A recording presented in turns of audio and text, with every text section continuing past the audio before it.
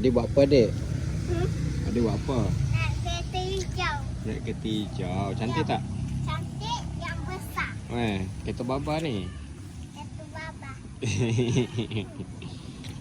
Dah? Happy? Boleh beli tak? Ha? Boleh beli tak? Boleh? Boleh. Adik nak duduk belakang. Nak duduk belakang. Okey, dah jom. Okey. Dah. Terus sendiri. Ha? Terus sendiri. Turun. Pandai tak? Adik, boleh tak? Sini. Ni kita adik.